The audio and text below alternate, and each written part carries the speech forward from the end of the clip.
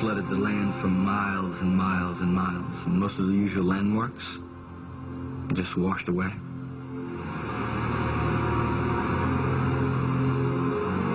The Leeville Bridge, the only thing that connects the port to the rest of Louisiana,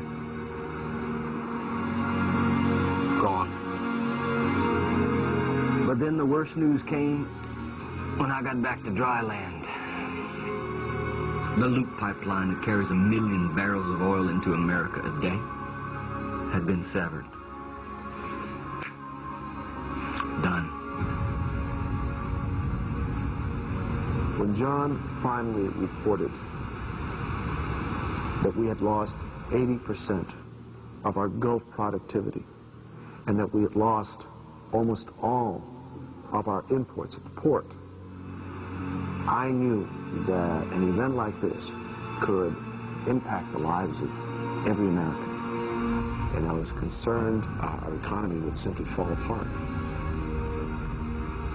The damage to Port Fourchon would take more than 12 months to repair.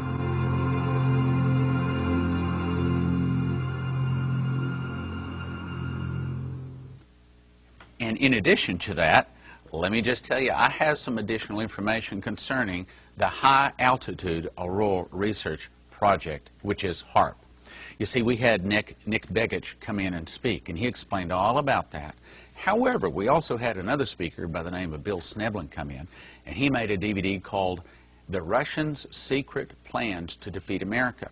And he began to explain that Nikola Tesla came up with this new technology called scalar wave. He took it to the Americans. The Americans didn't want it, so he took it over to the Russians, and the Russians were delighted to have it. So let me briefly explain what they call scalar wave. It goes through time and space. In other words, it leaves on this side of the globe, and it does not travel through the Earth. It does not travel around the Earth.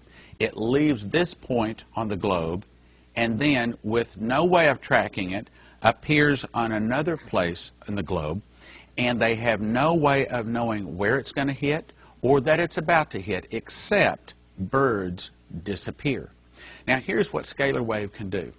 It can cause large portions of the atmosphere to get very cold or very hot. Well, now, what can they do with that? Well, they can cause huge snowstorms. Now, this is military implications. They can destroy a nation by stopping a military, by causing a giant, and of course we've seen very large northern storms come in and just blanket a city, dump 2, 3, 4, 5, 6 feet of snow in an area. They can also cause large portions of the atmosphere to get super hot. Well, what does that do? With that, you can cause a tornado or you can cause a hurricane. Literally, there have been hurricanes or tornadoes formed in areas where they have never been before.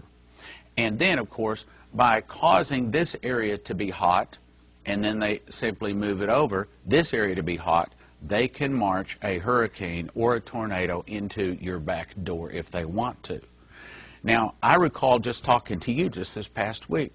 You live in the desert Southwest. We won't mention exactly the area. But you told me that there was some very unusual storms that the people were saying never had been in. Like, matter of fact, this area had never experienced a tornado, and now they were, for the first time, putting out tornado warnings. That could be scalar wave, which is also associated very similar to the High Altitude Auroral Research Project that Nick Begich talks about called HAARP. Yes, they can do these kind of things. The moral code of the elite, again, may I state, is that they must tell you everything they're going to do before they do it. If you know how to interpret their buzzwords, you can know in advance everything that the elite are going to do to America, everything they're going to do to your dinner table, everything that's going to happen about oil prices. So at this point, I would like to give some of the buzzwords that were actually given to me just hours ago by this elitist. Now, this is going to be very unusual. Please attempt to think in terms of the mindset of the elite so that you can understand their buzzwords. And here they go. I'm going to actually give you 7 of them. He gave me many. But I'm going to take 7 of these expressions that were buzzwords and attempt to interpret them for you so that you will be able to try to begin to understand things like oil storm and other things that they're telling you. Oftentimes in Hollywood movies, they'll tell you what they're going to do, like they did in oil storm. They may tell you through the national media. As much as I dislike it, you can't trust most of what they say. But every now and then they tell you what they're going to do. So let me give you a few of their buzzwords. Here goes. Number 1, oil is priced in dollars. Now, understand that I was talking with this elitist on the phone, and we'd been talking for quite some time, maybe 30 or 45 minutes. And he begun to say some things that I knew he was trying to tell me something. 87 years of age, remember, I had been his chaplain on the pipeline, and all of a sudden, he begins to tell me some things by way of what I sensed were buzzwords. And the first one he said, oil is priced in dollars. Now, to many people, if they heard that over the media, they probably wouldn't give it a second thought. To me, it said immense things, because you've been hearing lately that the oil-producing countries of the world would like to have a basket of currencies that they can begin to price oil in. And this individual said to me, whether the world likes it or not, they still have to sell oil using dollars. Now, that will end at some point in the future. But he said, oil is priced in dollars.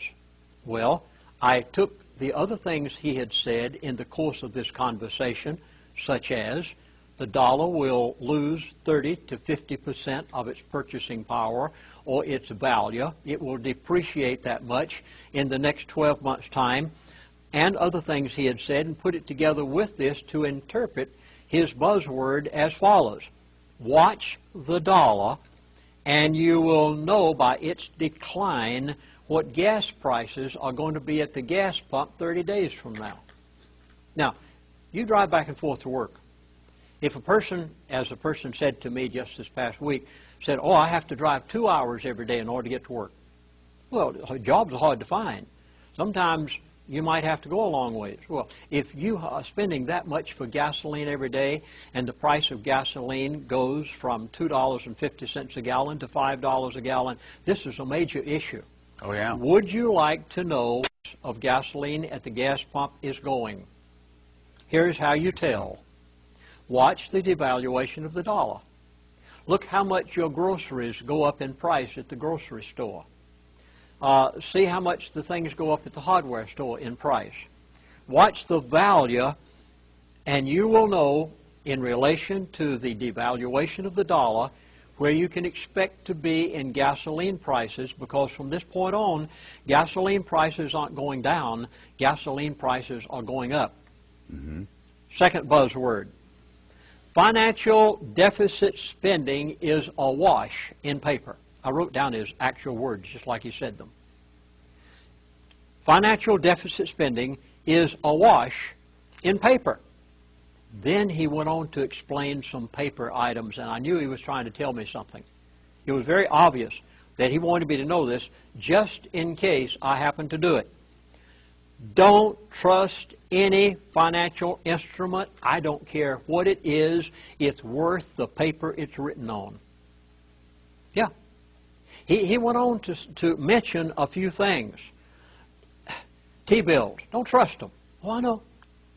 For as long as anyone on the earth has traded crude oil, the nations of the world have used the American dollar as the standard currency or the reserve currency of the world. That's the proper word of using. That's right.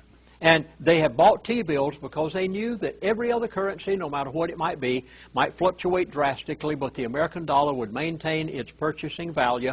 And so they bought T-bills, and the world holds them today. Don't trust them.